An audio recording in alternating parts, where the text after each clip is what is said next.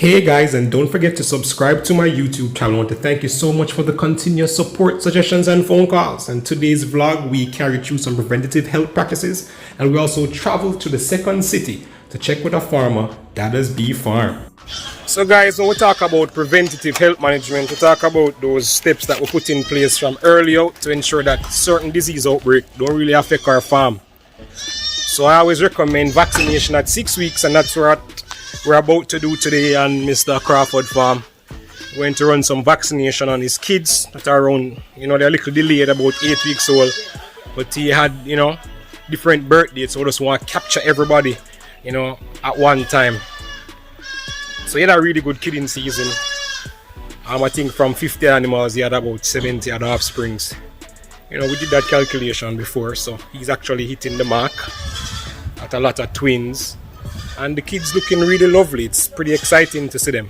Next thing I try to do at the 6 to 8 weeks time is sulfamide, or I used to have this product we call amproline that actually prevents coccidiosis or treat coccidiosis. And I like to add this because when them start playing around with the different food, they might sometimes eat their own feces. They are eating on the ground, they're playing around, and they will get this as a lot of scoring. Here they are on the creeper feed, right? And all the kids are here running up and down, ready for treat. So guys, we're up in the hills in Trelawney. A farmer reached out to me having some problems with some of his animals, look like they're under heavy worm burden. He told me about seeing the animal neck and jaw swollen, what we would consider as bottle jaw, and even the animal face is swollen. So we're trying to figure out what we can do to save this animal life.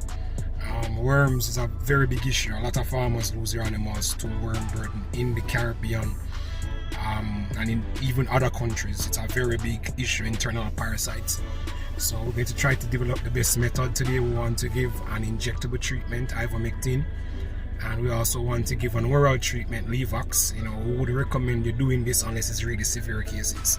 And we also want to give the animals Hemoplex, which is it's like an oral solution that provides a lot of vitamins and essential minerals, especially iron. So Hemoplex, it's sound hemo, sound like development of blood. So we want to definitely start pushing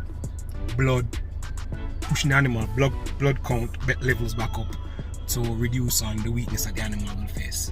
If you look at it, here is the Hemoplex recovery.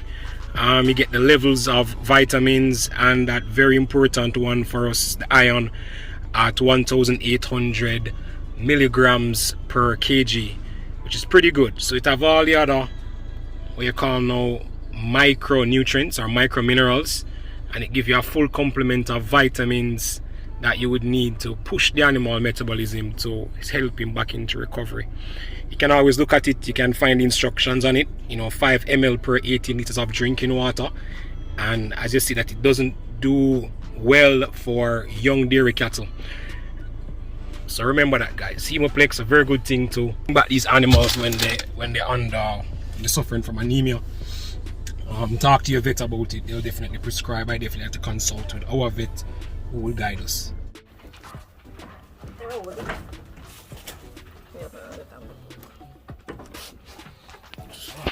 Case of bottle jar. See, mucous membrane pale, very pale. So guys, it's always good to be in the second city. Welcome to Montego Bay, guys. We're going to visit a few farmers today. But our main highlights today is DaDa's Bee Farmer, honey farmer, now going into goat rearing. Right, so being one of the largest beekeepers in Jamaica, I have to step sideways into something. I can't step down. So the aim is that this goat business now will be on par with what I was doing with the bees, I'm trying to make that impact. As you can see, lots of young guys around me, try to give the young people, something to do.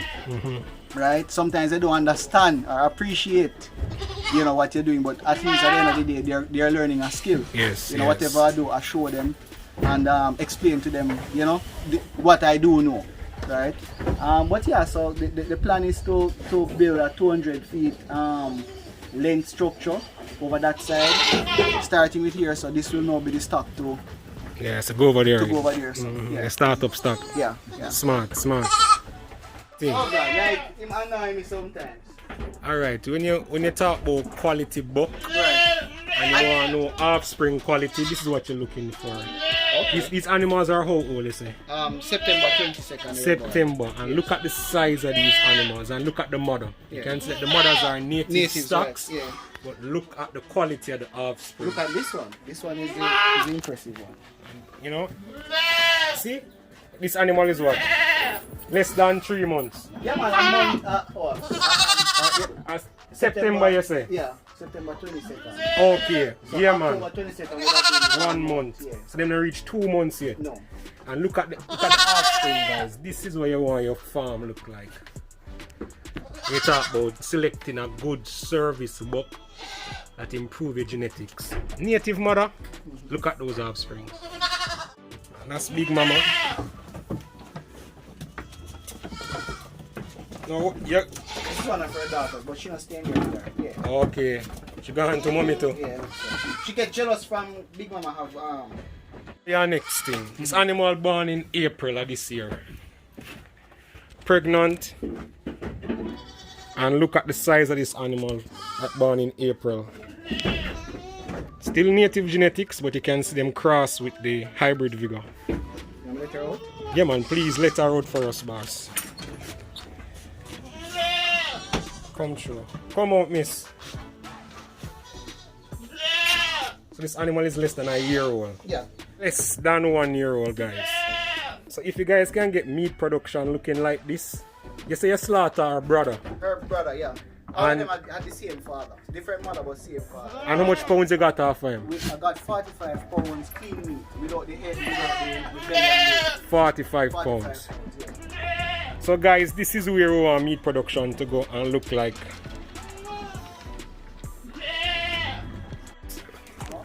So the champion. Come on, come.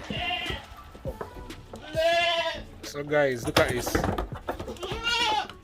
It's the length and body and the legs. I really like this guy.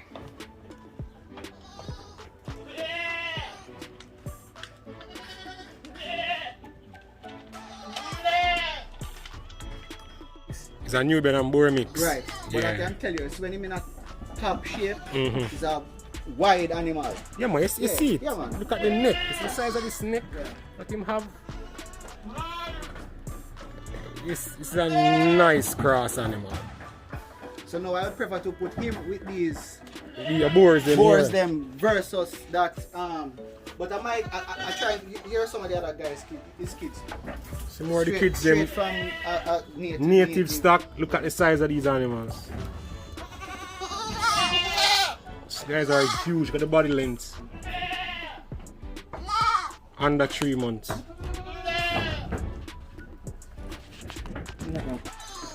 Come out, ladies.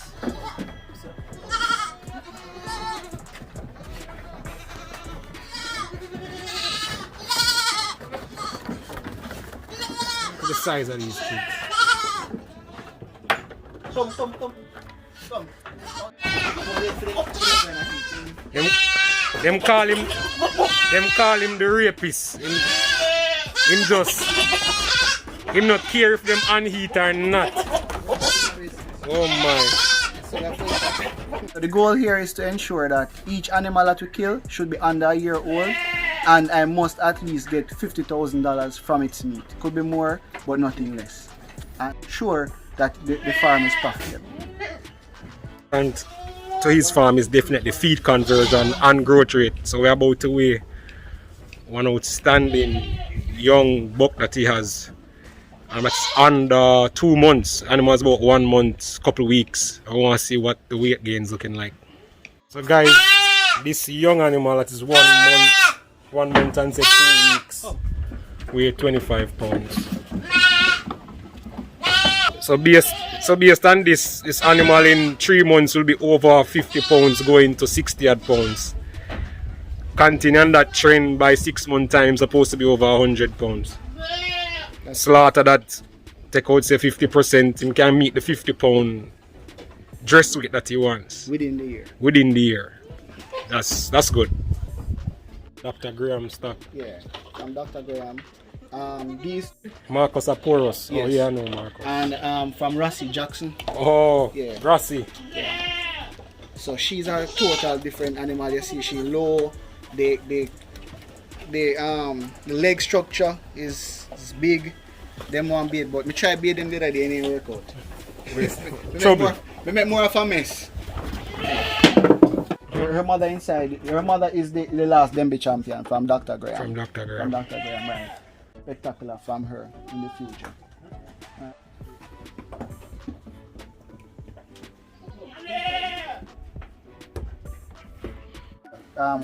We call it chin piss or piss me straight, Yeah, man. right? Wild tambourine and trumpet, right? So that's basically the staple. When we get grass, we give them grass, but we find that they love the piss me straight a lot. They'll bark it right down. Right down. Until yes. they see it turn them tongue looking blue, like it stains their mouth. Right? Huh? It's not wild yam. It is what I thought of something named hog slip. Hog slip. Right, or hog meat. Yeah. So they love that as well.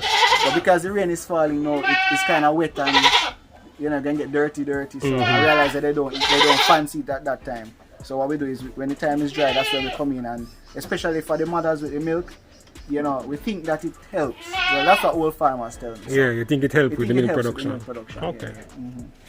And so we still have work to do. Still growing, still learning,